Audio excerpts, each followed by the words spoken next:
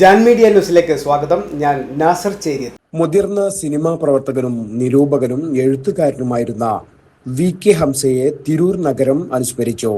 സൗഹൃദവേദി Tirur doctors ഹാളിൽ സംഘടിപ്പിച്ച അനുസ്മരണ പരിപാടിയിലാണ് അദ്ദേഹം ചെയ്ത മഹത്തായ സംഭാവനകൾ സംസാരിച്ചവർ ഓർത്തെടുത്തത്. കോടമ്പക്കം കാലത്ത് മലയാള സിനിമാ നിരൂപണ രംഗത്ത് അദ്ദേഹം മുന്നിട്ട് നിന്നിരുന്നു. സിനിമയെക്കുറിച്ച്, നടീനടന്മാരെക്കുറിച്ച് അദ്ദേഹം എഴുതിയ അവലോകനങ്ങൾക്ക് വലിയ വിലയാണ് സിനിമാ ലോകവും കൽപ്പിച്ചിരുന്നത്. പ്രേം നസീർ, സത്യൻ, മധു, നെടുമുടി വേണു, മമ്മൂട്ടി, ശ്രീനിവാസൻ, ദിലീപ് തുടങ്ങിയ ഒട്ടേറെ മഹാനടന്മാർക്കൊപ്പം പ്രവർത്തിച്ച ആളായിരുന്നു തിരൂരിന്റെ വി.കെ. ഹംസ. എല്ലാ നടീനടന്മാരും വലിയ ആദരവും വിലയുമാണ് അദ്ദേഹത്തിന്റെ വാക്കുകൾക്ക് നൽകിയിരുന്നതെന്ന് അനുസ്മരണ സമ്മേളനത്തിൽ പങ്കെടുത്തവർ അഭിപ്രായപ്പെട്ടു. Souhrudavedi Tirur president K P. റഹ്മത്തുള്ള അധ്യക്ഷത വഹിച്ചു. ഗായകൻ Firoz Babu, secretary K K. Abdurazak Haji, doctor Hasan Babu, Kainikkara Shafi Haji, A P A. Rahman, Abdul Khader Kainikkara, Koodath Muhammad Kutty Haji, Sangeetha Gouse, Shamna Hamsath, V K. Saleem, Sabka Shafi, C M. Moideenkutty, Kodasseri Bava, K C. Abdulla, Gopinath Chennara, Mujeeb Tanalur, Siraj Bava, C V. Basheer, century Nasar, Hasambai, Hameed Kainikkara, Parayil Fasalu, V K. Yusuf, V K. Sunil, Shajimol, Azeez Sunny, Nisar പാറഗൺ എന്നിവർ സംസാരിച്ചു. സാധാരണ ജനങ്ങളോടൊപ്പം നിൽക്കുന്ന ഒരു സംഘടനയാണ് സൗഹൃദവേദി തിരൂർ എന്ന് പറയുന്നത്. ഒത്തിരി പരിപാടികൾ നമ്മുടെ തിരൂരിനെ സംബന്ധിച്ചിടത്തോളം തിരൂരിൻ്റെ സാധാരണക്കാരായിട്ടുള്ള ആളുകൾക്ക് വേണ്ടി ശബ്ദമുയർത്തിയിട്ടുള്ള ഒരു സംഘടന കൂടിയാണ് സൗഹൃദവേദി തിരൂർ. വിവിധ പരിപാടികളിലായിട്ട് ഒത്തിരി പരിപാടികൾ കൂടുതലായിട്ടൊന്നും പറയുന്നില്ല. കാരണം എന്താ വെച്ചാൽ നമുക്ക് ഇന്നിപ്പോൾ നമുക്ക് ഹംസാഖാന്റെ വി.കെ. ഹംസ എന്ന് പറയുന്ന തിരൂരിന്റെ സ്വന്തം ഹംസാഖയുടെ ഒരു അനുസ്മരണ പരിപാടിയിലാണ് നമ്മൾ നിൽക്കുന്നത്. എല്ലാവർക്കും അറിയാം, തിരൂരിന്റെ ആരംഭകാലത്ത് തൊട്ട്, തിരൂരിന്റെ ആരംഭകാലം എന്ന് പറഞ്ഞാൽ വർഷങ്ങൾക്ക് മുമ്പ്, ഏകദേശം 100 വർഷങ്ങൾക്കൊക്കെ പഴക്കമുണ്ടാവും. ആ കാലഘട്ടത്തിൽ തന്നെ വെല്ലൂരിൽ നിന്ന്, തമിഴ്നാട്ടിൽ നിന്ന് ഒരു കുടുംബം തിരൂരിലേക്ക് ചേക്കേറുകയാണ്. ആ കുടുംബത്തിന്റെ പേരാണ് വി.കെ. മുഹമ്മദ് അലി എന്ന് പറയുന്ന ആ പ്രമുഖ വ്യക്തിത്വം തിരൂരിൽ വന്ന്. ഈ വി.കെ. എന്ന് പറഞ്ഞാൽ അവർ വെല്ലൂർ ഖത്തീബ് എന്നാണ് അവര് മൊത്തത്തിൽ അവര് വീട്ടുപോയത്. എല്ലാവർക്കും അറിയാം, വെല്ലൂരിൽ നിന്ന് തമിഴ്നാട്ടിൽ നിന്നുള്ള ഒരു കുടുംബം ഇവിടെ വരുന്നു. ഇവിടെ വ്യാപാരമായും മറ്റുള്ള തിരൂരിന്റെ സാംസ്കാരികമായിട്ടുള്ള മറ്റെല്ലാ കാര്യങ്ങളിലും അവരുടെ കുടുംബം അലിഞ്ഞു ചേരുകയാണ്. അപ്പൊ അത് മൊമാരി സാഹിബ് നമുക്കറിയാം, ഇന്നിപ്പോ അങ്ങനെ ഒരു അദ്ദേഹത്തിന്റെ പേരിൽ ഒരു പള്ളി തന്നെയുണ്ട് നമ്മുടെ അങ്ങാടിയിൽ. അങ്ങനെയൊക്കെ അവിടെ ആ സ്ഥാപിക്കണമെങ്കിൽ അവർ തിരൂരിന് ചെയ്ത സംഭാവനകൾ എത്രയാണ് നമുക്ക് ഇപ്പോൾ ആലോചിച്ചാൽ അറിയാം. അന്ന് തിരൂരിലെ എല്ലാ വിഷയങ്ങളെക്കുറിച്ചും ഞായറാഴ്ച പതിപ്പിൽ സ്ഥിരമായിട്ട് വി.കെ. ഹംസ തിരൂർ എന്ന പേരിലാണ് ഹംസാക്ക് എഴുതിയിരുന്നത്. അതിൻ്റെ മുമ്പ് സിനിമാ ലോകത്ത് കേരളനാഥം എന്ന് പറയുന്ന ഒരു സിനിമാ മാഗസിനാണ് ആദ്യം ഉണ്ടായത് എന്നാണ് പറയുന്നത്. നമ്മളെ ജമിനിയോടൊക്കെ ചോദിച്ചാൽ, ഗൂഗിളിലൊക്കെ ചോദിച്ചാൽ അതിൽ പ്രത്യേകമായ കോളങ്ങൾ ആ കാലത്ത് തന്നെ എഴുതിയിരുന്ന ആളാണെന്നാണ് പറയുന്നത്. മാത്രമല്ല സിനിമാ നടന്മാരൊക്കെ തിരൂര് വന്നിരുന്നത് ഗൗസിൻ്റെ ഹംസാഖാൻ്റെ ഒക്കെ വീട്ടിലാണ്. ഹംസാഖാനെ പോലെ തന്നെ ഗൗസും ആ കാലത്ത് മദ്രാസിലെ സിനിമാ മേഖലകളിലൊക്കെ വളരെ നിറഞ്ഞു നിന്ന വ്യക്തിത്വമായിരുന്നു എന്ന് നമുക്ക്. അതുകൊണ്ടാണ് അദ്ദേഹം മരിച്ച ദിവസം തന്നെ മഹാനടൻ മമ്മൂട്ടിയൊക്കെ പോസ്റ്റ് ഇട്ടത്. അതുപോലെ നഴ്സിംഗ് ഹോമിൽ അവർ ചികിത്സക്ക് നിന്നിരുന്നപ്പോൾ ഒരു വലിയ സിനിമാ നടൻ വന്നിട്ട് ബ്ലാങ്ക് ചെക്കാണ് ആരിക്കു ഡോക്ടർ എടുത്ത് എഴുതിയത്. ആരെടുത്തും കാശ് വാങ്ങിയത് എത്ര കാശ് ചികിത്സക്കുള്ളത് വാങ്ങിയാൽ മതിയില്ല. ആരിക്കു ഡോക്ടർ ആ ചെക്കിൽ ഒറ്റ പൈസ എഴുതാതെ ചികിത്സ ഫ്രീ ആക്കി കൊടുത്തു എന്നുള്ളത് മറ്റൊരു കാര്യം. എന്നതുപോലെ സിനിമ മാത്രമല്ല, സാമൂഹ്യ സാംസ്കാരിക രാഷ്ട്രീയ വിഷയങ്ങളൊക്കെ വളരെ കൃത്യമായിട്ട് ഹംസാക്ക് എഴുതാറുണ്ടായിരുന്നു. വി.കെ. ഹംസാഖാൻ ഈ കലാമണ്ഡലം ഖദീജ താത്താനി ആദരിച്ചില്ല. അദ്ദേഹം നിന്ന് തരാത്തത് കൊണ്ട് തന്നെയാണ് 4 തവണ അദ്ദേഹത്തെ വീട്ടിൽ ചെന്നിട്ട് ഇതിന് നിർബന്ധിച്ചത്. നിങ്ങളെ രണ്ടാളെ ആദരിക്കുന്നേ ഞങ്ങൾ ചെയ്യും, കോഴിക്കോട് വേണോ തിരൂര് വേണോ എന്ന് പറഞ്ഞാൽ മതി, നിങ്ങൾക്ക് കൂടുതൽ ആളുകൾ. അപ്പം ഞങ്ങൾ നിരന്തരം നിർബന്ധിച്ചിട്ടും അദ്ദേഹം അതിനൊന്നും നിന്ന് തന്നില്ല. കാരണം പൊങ്ങച്ചവും പ്രശംസയും ഒന്നും എനിക്ക് ഇഷ്ടമല്ല എന്ന് അവസാനം 2 പേരും ഞങ്ങളോട് തുറന്നു പറഞ്ഞത്. കാരണക്കാരനായ ഒരു മനുഷ്യൻ ചിലപ്പോൾ നമ്മളിൽ നിന്ന് ബന്ധുവോ സുഹൃത്തോ അയൽവാസിയോ നാട്ടുകാരനോ ആരാണെങ്കിലും വിട്ടുപോയാൽ സാധാരണ നമ്മുടെ നാട്ടു നടപ്പനുസരിച്ച് ഒരു സ്മരണയോ മദിരാസിയിലായിരുന്നു അദ്ദേഹം എന്നുള്ളതുകൊണ്ടായിരിക്കാം ഏറെ ഓർമ്മ എനിക്ക് ഗൗസുക്കയെക്കുറിച്ചും മൊമോദീൻകയെ കുറിച്ചൊക്കെയാണ്. കാരണം മൊമോദീൻക രാഷ്ട്രീയ പാട്ടുകൾ എഴുതിയിരുന്ന ഒരു കാലഘട്ടത്തിൽ അദ്ദേഹം വിശ്വസിച്ചിരുന്ന ആദർശത്തിനനുസരിച്ചുള്ള രാഷ്ട്രീയ ഗാനങ്ങൾ എഴുതിയിരുന്ന, പലപ്പോഴും തമാശ കലർന്ന, കുഞ്ചൻ നമ്പ്യാർ കവിത എഴുതുന്ന പോലെ പരിഹാസം കലർന്ന, തമാശ കലർന്ന പാട്ടുകളായിരുന്നു പലപ്പോഴും എഴുതുക. പക്ഷെ അത് എഴുതുക എന്ന് പറയുന്നത് ഒരു വല്ലാത്ത രീതിയായിരുന്നു. പെട്ടെന്ന് പാട്ടുകൾ എഴുതുന്ന രീതിയായിരുന്നു മൊമോദീൻകയെ. ഗായകനായും കലാകാരനായും നാടക നടനായും ഒക്കെ മൊമോദീൻകയെ നിങ്ങൾക്കൊക്കെ അറിയാം. വളരെ സീനിയറാണ്. നമ്മളൊക്കെ അന്ന് ജനിച്ചിട്ട് പോലുമില്ല അവരിവിടെ എന്താ പറയുക, ഈ രംഗത്ത് വിലസുന്ന കാലത്ത് അത് ഓർത്തതാണ്. അപ്പോൾ ആ വരികൾ വെച്ചുകൊണ്ട് ഞാൻ ഒരുപാട് ലക്ഷം പാട്ടുകൾ, പിന്നെ ഞാനായിട്ട് കഞ്ഞിക്കുടിയുടെ ഭാഗമായിട്ടൊക്കെ എഴുതുമ്പോൾ ഈ വരികൾ ഞാൻ കട്ടെടുത്തിട്ടുണ്ട് പല സമയത്ത്. ഇത് മൊമോദീൻകയുടെ വരികളായി. ഗൗസാക്കയുമായി എനിക്ക് അതിലേറെ ബന്ധമായിരുന്നു. സംഗീത ഇവിടെയുണ്ട്. ആ കുടുംബത്തിലെ എല്ലാ കുട്ടികളുമായിട്ട് എനിക്ക് സംഗീത എൻ്റെ ജൂനിയറായിട്ട് പഠിച്ചതാണ്. ഒരുപാട് ബന്ധങ്ങളാണ്. ഏത് പ്രായത്തിൽ മരണപ്പെട്ടാലും നമ്മൾ ഇത് വേർപിരിഞ്ഞാലും നഷ്ടം വലിയൊരു നഷ്ടം തന്നെയാണ്. ഹംസാക്ക ഒരുപാട് പ്രായമായി, നമ്മൾ വിചാരിക്കും പ്രായമായതല്ലേ ഇതൊക്കെ. പക്ഷെ അങ്ങനെയല്ല. വേണ്ടപ്പെട്ട വ്യക്തികൾ നമ്മുടെ സമൂഹത്തിൽ നിന്ന് പോകുമ്പോൾ തീർച്ചയായും അത് നമുക്കൊരു വേദന തന്നെയാണ്. സത്യത്തിൽ എനിക്ക് അതിനേക്കാളും വലിയൊരു വേദന അദ്ദേഹത്തിനെ മയ്യത്ത് കാണാൻ സാധിക്കാത്തതില്ല. ഞാൻ അന്ന് ഇവിടെ ഉണ്ടായിരുന്നു. ഇപ്പോൾ ഈ അടുത്ത കാലത്ത് വാട്സപ്പൊക്കെ നോക്കി കഴിഞ്ഞാൽ മരണ വാർത്ത ചുരുങ്ങിയതിൽ 5-6 ആളുകളുടെ പേര് കാണും. മിക്കവാറും ഇപ്പം അധികം കാണുന്നത് ചെറുപ്പക്കാരായിരിക്കും. അപ്പം അതിൽ വിട്ടുപോയതാണ് എന്താണെന്നറിയില്ല. പി റഹ്മത്തുള്ള സാഹിബ് പിറ്റേന്ന് വിളിച്ചത് പറഞ്ഞാൽ നമുക്ക് VK ഹംസ സാഹിബിൻ്റെ ഒരു അനുസ്മരണം വെക്കട്ടെന്ന് വെച്ചപ്പോഴേ ഏത് VK ഹംസ സാഹിബ് എനിക്കറിയാതെ അല്ല നിങ്ങളെ മുകളിൽ അവിടെ ഒരു വെക്കണം. ഞാൻ പറഞ്ഞു എനിക്ക് അദ്ദേഹം പറ്റില്ല. നിങ്ങൾക്ക് എങ്ങനെ അറിയാതിരിക്കാന്ന് പറഞ്ഞാൽ അദ്ദേഹം അയച്ചു തന്നപ്പോൾ സത്യത്തിൽ എനിക്ക് കണ്ണീര് വന്നുപോയി. കാരണം സലീമിൻ്റെ വാപ്പ, ഷഹീലൻ്റെ വാപ്പ, ഷാജിൻ്റെ വാപ്പ എന്നൊക്കെ പറഞ്ഞിട്ട് 35 വർഷങ്ങൾക്ക് മുമ്പ് എൻ്റെ പേഷ്യൻ്റായിട്ടാണ് ഞാൻ ആദ്യമായി പരിചയപ്പെടുന്നത്. അദ്ദേഹത്തിൻ്റെ ഭാര്യ, എല്ലാ കുടുംബാംഗങ്ങളും എൻ്റെ അടുത്ത് സ്ഥിരമായി വരും. അന്ന് മുതൽ ഞാനൊന്നും അറിയാം. മരിക്കുന്ന ഏതാനും ദിവസങ്ങൾ മുമ്പ് വരെ പൂങ്കോട്ടത്ത് കൂടെ നടന്നു പോകുമ്പോഴൊക്കെ അദ്ദേഹം എൻ്റെ തോളിലൊക്കെ തട്ടി ഒരു സൗഹൃദ സംഭാഷണമൊക്കെ പറഞ്ഞു പോകുന്ന വ്യക്തിയാണ്. ഞങ്ങൾക്ക് കുറച്ച് അധികം അടുപ്പുണ്ടായിരുന്നത് ഗൗസിനോടെ. ഗൗസായിരുന്നു ആ കാലത്ത് പൊതുവെ എല്ലാവരെയും സ്വന്തങ്ങളായിരുന്നു. ഞങ്ങളൊക്കെ ബിസിനസ്സിൻ്റെ കാലത്തൊക്കെ ടൗണിൽ ഗൗസ് എന്നും ഇപ്പോഴും ഉണ്ടാവും. അദ്ദേഹം ഈ സംഗീതവും സിനിമയും ഗൗസാണ് നടക്കുന്നത്. അതേപോലെ തന്നെ ഈ VK നമ്മളെ ഗൗസ് ജാക്ഷനുണ്ട്, മുഹമ്മദ് മുഖ്യ, അത് നമ്മുടെ യൂസുഫിൻ്റെ ഒക്കെ യൂസുഫുണ്ട്. യൂസുഫിൻ്റെയും നാസറിൻ്റെ ഉപ്പയാണ്. ആ മുഹമ്മദിന് കല്യാണം കഴിച്ചിട്ടുള്ളത് ഞങ്ങളൊക്കെ എൻ്റെ ഉപ്പാൻ്റെ ഉമ്മ കലിക്കൽ കല്യാണം കഴിച്ചിട്ടുള്ളത്. ഞങ്ങളുടെ കുടുംബപരമായിട്ട് വന്നിട്ടുണ്ട്. ആ കളിക്കലിനാണ് ഉമ്മാൻ്റെ ഒരു സിസ്റ്ററാണ് കല്യാണം കഴിച്ചത്. എല്ലാ ചെയ്യാമാറാകട്ടെ എൻ്റെ പ്രാർത്ഥനയോടെ മനസ്സിലാവുകയും ഇവിടെ നമ്മളെല്ലാവരും മനസ്സിലാക്കേണ്ടത് നമ്മുടെ ജീവിതത്തിൽ ഒരുപാട് കിടന്ന് ഓടി നടക്കുകയാണ്. ഈ ഓട്ടത്തോടൊപ്പം മരണവും നമ്മുടെ പിന്നാലെ ഉണ്ട്. നമുക്ക് ഏത് നിമിഷവും നമ്മുടെ മരണം നമ്മളെ പിടിക്കുന്ന സംശയമൊന്നുമില്ല. ഇപ്പോൾ റീസെൻ്റായിട്ട് നമുക്കറിയാം, നമ്മുടെ ഒരു ചെറിയ 13 വയസ്സുള്ള ഒരു പെൺകുട്ടി നമ്മുടെ നാളെ NS സ്കൂളിൽ 5ാം ക്ലാസ് പഠിക്കുന്ന ഒരു കുട്ടിയാണ്. ആ കുട്ടിക്ക് ഞാനിന്ന് അറിഞ്ഞിടത്തോളം ആ കുട്ടിയുടെ ഉമ്മാക്ക് വളരെ വലിയ പനിയും കാര്യങ്ങളൊക്കെ വന്ന് ഇവിടെ ഒരു ഡോക്ടറെ അടുത്ത് ചെന്നപ്പോൾ ആ ഡോക്ടർ ഉമ്മാനൊക്കെ ചികിത്സിച്ചിട്ട് ആ ഡോക്ടർ ഈ കുട്ടിയോടാണ് ഒരുപാട്, ചെറിയ കുട്ടിയല്ലേ, ഒരുപാട് സംസാരിച്ചെന്ന് പറഞ്ഞത്. ആ ഡോക്ടർ ഫാമിലി ഇന്ന് മരുന്ന വീട്ടിൽ നേരത്തെ, കാരണം ഈ 2 ദിവസം മുമ്പാണ് അവർ സംസാരിച്ചതെന്ന് പറയുന്നത്. ആ കുട്ടികൾ അത്രയും അങ്ങനെയാണ് നമ്മുടെ കാലം, അങ്ങനെയാണ് അല്ലെ, കാലത്തിൻ്റെ അല്ല, നമ്മുടെ മരണം അങ്ങനെയാണ്. നമ്മുടെ യൂസുഫ് ഭായിയുടെ പിതാവാണ്, അദ്ദേഹത്തിൻ്റെ ജ്യേഷ്ഠൻ.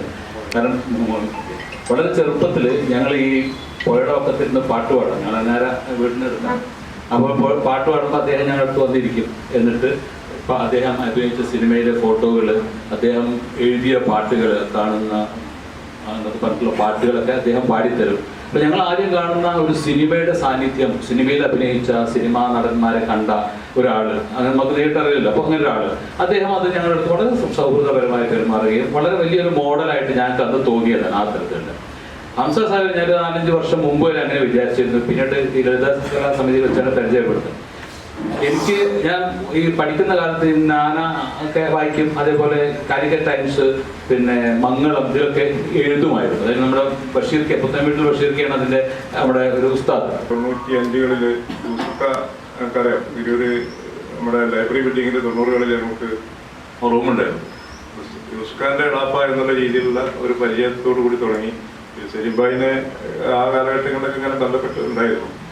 അപ്പം ആ ഒരു കൾച്ചർ തിരൂരിൻ്റെ സംസ്കാരം ആ തലമുറ. അപ്പം കോഴ്സാണെങ്കിൽ തന്നെ എൻ്റെ മകള് സംഗീതമുണ്ട്, സംഗീത എഴുത്തുകാരിയാണ്, കലാകാരിയാണ്, സംഗീതമാണ്, പാട്ടിൻ്റെ രംഗത്താണ്, യുസ്ഖ രംഗത്താണ്. എല്ലാവരും ആ മേഖലയിൽ തന്നെ എപ്പോഴും മുന്നോട്ട് കൊണ്ടുപോയിരിക്കുന്ന കുടുംബത്തിലെ ഒരു തലമുറയിലെ തിരൂരിന് കുറേയധികം സംഭാവന നൽകിയിട്ടുള്ള ഒരു കുടുംബത്തിൻ്റെ അംഗമായിരുന്നു ഹംസസാഹിബ്.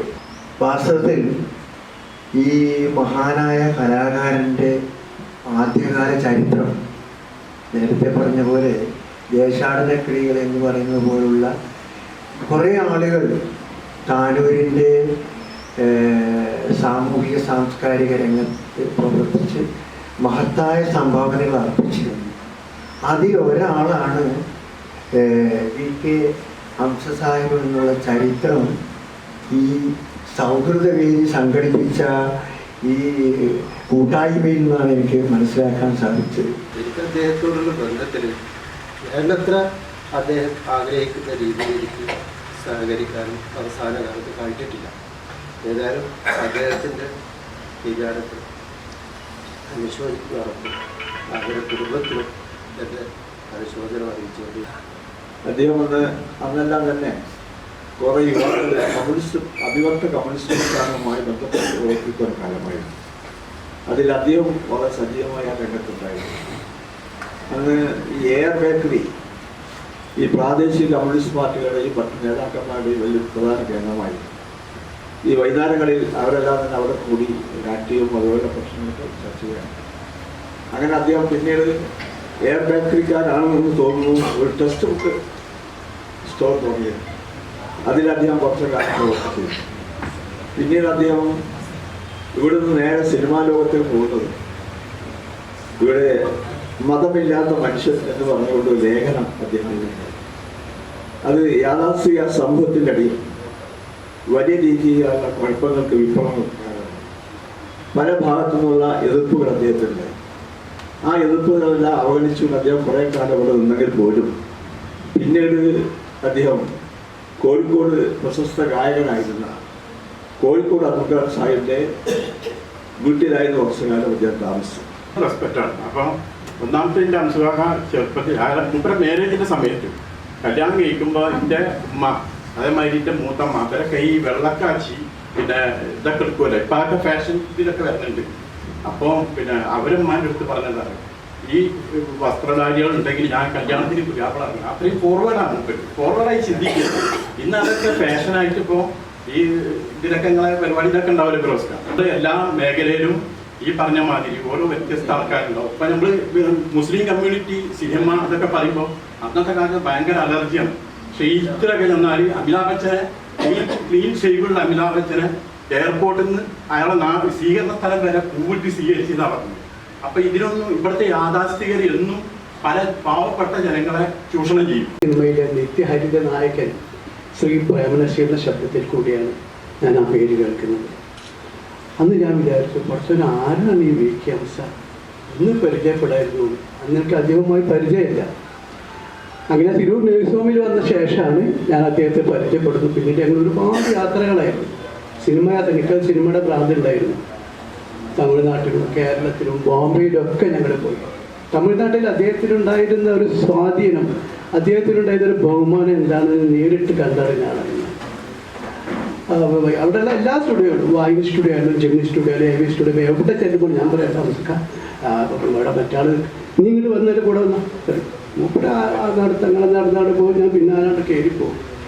അങ്ങനെ അവിടെ നിന്നുണ്ടായ ഒരു സംഭവം, അതായത് ഒരിക്കൽ ഞാനും അദ്ദേഹത്തിന് കയറപ്പോൾ ഞാനൊരു സിനിമയിൽ അഭിനയിക്കാൻ തമിഴ്നാട്ടിൽ പോയി. ഞാൻ ഇപ്പോൾ പിന്നെ റീജൻസി ഹോട്ടലിലെ ഒരു സിദ്ദിഖുണ്ട്, അവർ ഞങ്ങൾ 3 പേരും താമസിക്കും കൂടി ഷൂട്ടിങ് കഴിഞ്ഞിട്ട് അതൊരു മണി കഴിഞ്ഞിരുന്നു.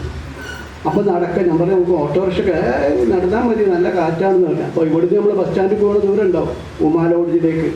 നടന്നു പോകുമ്പോൾ പോലീസ് വിളിച്ചിട്ട് എന്താണെന്ന് ചോദിച്ചു.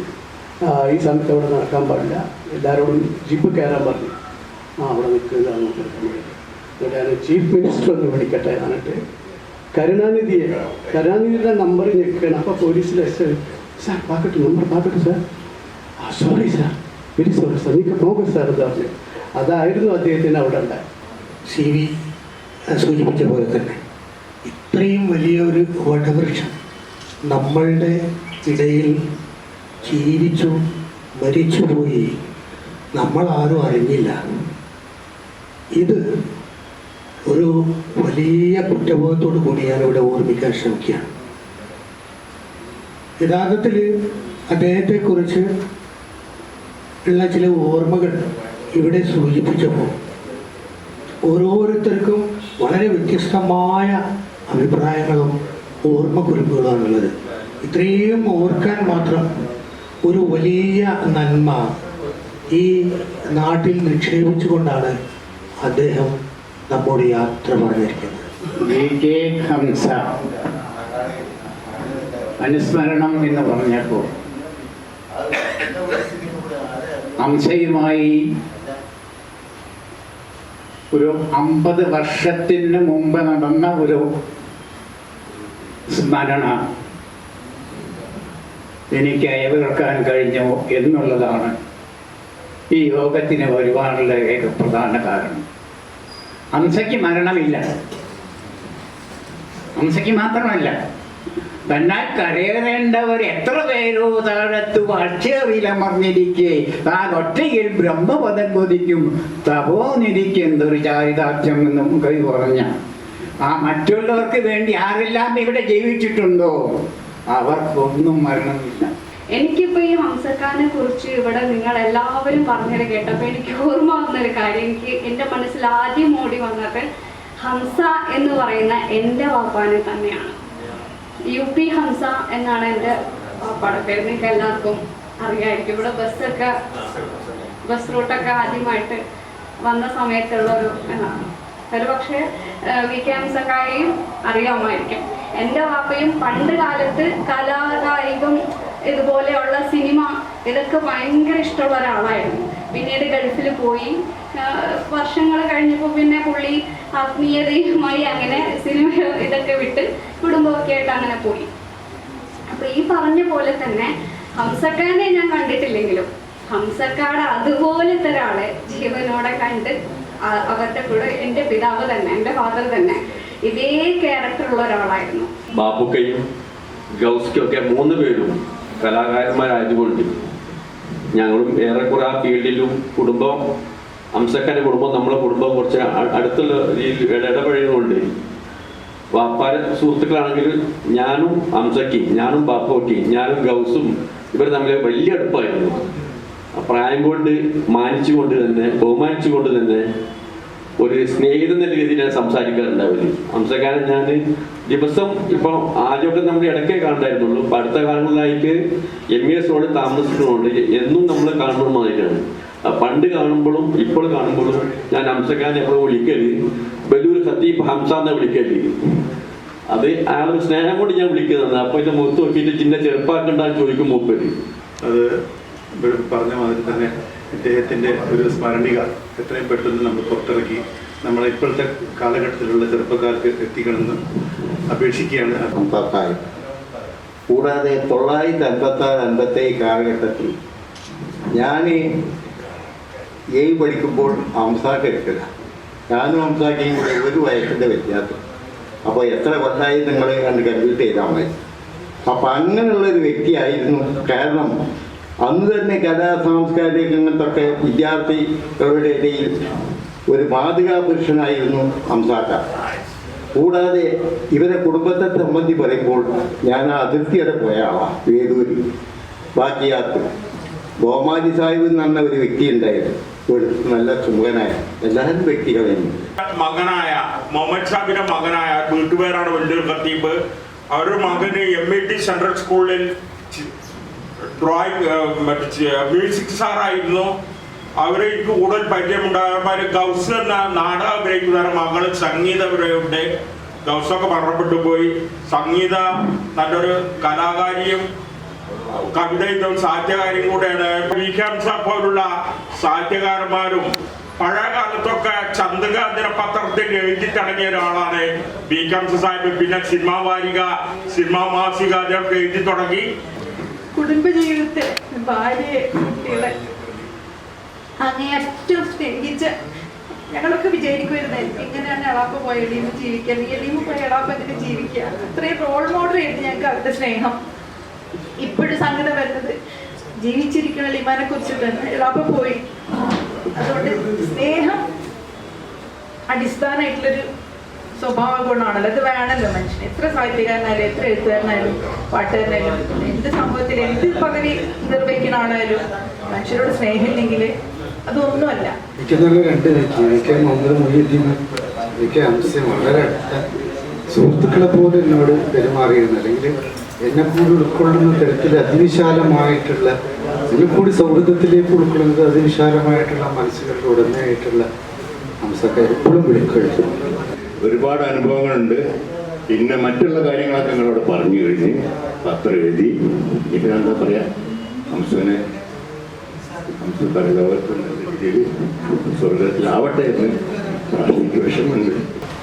വി.കെ. ഹംസന്റെ കല്യാണത്തിന് പ്രേംനസീറും സത്യനും ജയനും അങ്ങനെ നടക്കുന്ന എല്ലാവരും കൂടെ ഒന്നായിട്ടുള്ള ഒത്തിരി മറ്റവർക്കത് കേട്ടറിവുണ്ട് അല്ലേ കല്യാണത്തിന്. പിന്നെ മിനിയാന്ന് മമ്മൂട്ടിയുടെ അനുശോചനം ഉണ്ടായിരുന്നു ഡയറക്ടർ ഫേസ്ബുക്കിൽ. നമുക്ക് വിലയിരുന്ന ആരാണ് വി.കെ. എന്നുള്ളത്. അദ്ദേഹത്തെ സ്കൂളൊന്നും പറയില്ല. എൻ്റെ ഫ്രണ്ട്സൊക്കെ ഡിഗ്രിക്കോ പഠിക്കുന്ന സമയത്ത് വീട്ടിൽ വരുമ്പോൾ സത്യൻ ചെറുതുരുത്തിയിൽ വീട്ടിൽ വന്ന് ഷൂട്ടിംഗ് സ്ഥലത്തേക്ക് ഇന്നെടുത്തുകൊണ്ടായ കഥ മുതൽ പ്രേംനസീറിനെ എതിർത്തിട്ട് സത്യനെ അനുകൂലിച്ച് മദ്രാസിൽ എഴുതിയിരുന്ന കഥ മുതൽ പിന്നെ പ്രേംനസീറിൻ്റെ ഏറ്റവും അടുത്ത സുഹൃത്തായ കഥ മുതൽ ഓരോ പെരുന്നാളിനും ഞാൻ 8ാം ക്ലാസ് പഠിക്കുന്ന മുതൽ ഓരോ പെരുന്നാളിനും പ്രേംനസീറിൻ്റെ 2000 രൂപയുടെ ഒരു ചെക്ക് കൊണ്ടാണ് ഞങ്ങൾ പെരുന്നാൾ ആഘോഷിക്കുന്നത്. അത് പ്രേംനസീർ മരിക്കുന്നവരെ, പ്രേംനസീർ സിനിമാ ഫീൽഡിൽ നിന്ന് പുറത്ത് അധികം ആക്റ്റീവ് അല്ലാത്തൊരു സമയമായപ്പോൾ ആ ചെക്ക് 1000 രൂപയായി കുറഞ്ഞു. പക്ഷേ എന്നാലും ആ ചെക്ക് കാത്തിട്ടാണ് ഞങ്ങൾ പെരുന്നാളിന് ഒരു 3 ദിവസം മുമ്പ് ആ ചെക്ക് വരും. SBI ബാങ്കിൻ്റെ ചെക്കായിരിക്കും. അത് അന്ന് ചെക്ക് ഡിസ്കൗണ്ട് ചെയ്ത് തരും മാനേജർ. ആ ക്യാഷ് കൊണ്ടാണ് ഞങ്ങൾ പ്രേംനസീർ മരിക്കുന്നവരെ പെരുന്നാൾ ആവശ്യം. വലിയ പെരുന്നാളും ചെറിയ പെരുന്നാളും. സത്യൻ, നസീർ, മധു മുതൽ ദിലീപ് വരെ ഉള്ള ഒരു കാലഘട്ടത്തിൽ ഇപ്പോൾ വളരെ ആക്റ്റീവായിരുന്നു. പക്ഷെ എനിക്ക് ഇതൊന്നുമല്ല പറയാനുള്ളത്. സംഗീത പറഞ്ഞ പോലെ ഒരു പക്ഷേ കഥ ഞാൻ വായിച്ച കഥകൾ, ഞാൻ ലൈബ്രറിയിൽ മെമ്പർഷിപ്പ് ഉണ്ടായിരുന്നു പണ്ട് സ്കൂളിൽ. അന്ന് ഞാനൊരു ബുക്ക് എടുത്തു കൊണ്ടുവരുമ്പോൾ ആ നോവലോ ബുക്കോ കൊടുത്ത ആദ്യം പറയുന്നത് ഞാൻ വായിച്ചതാണ്. ഒരുവിധം വായന എന്ന് പറഞ്ഞാൽ പരന്ന വായന അന്നും ഉണ്ടായിരുന്നു. എല്ലാ വിഷയങ്ങളെ പറ്റിയിട്ടും ശക്തമായ അഭിപ്രായം ഉണ്ടായിരുന്നു. ഇടതുപക്ഷത്തിലൂടെ കടന്നു വന്ന് ഇടതുപക്ഷത്തിൻ്റെ അപജയത്തിൽ വലതുപക്ഷ ചിന്താഗതിയായി മാറിയവരാണ്. പക്ഷെ ഇതൊന്നും എനിക്ക് പറയാനുള്ളത്, ഈ വി.കെ. ഹംസ എന്ന ആളെ അടയാളപ്പെടുത്താതെ പോകുന്ന ഒരു പക്ഷെ കുടുംബവുമായുള്ള ബന്ധത്തിലായിരുന്നു. അതായത് ഇത്രത്തോളം കുടുംബവുമായി അറ്റാച്ച് ചെയ്തിട്ടുള്ള ഒരു മനുഷ്യനെ ഞാനൊരു കഥയിൽ പോലും കണ്ടിട്ടില്ല. Media news.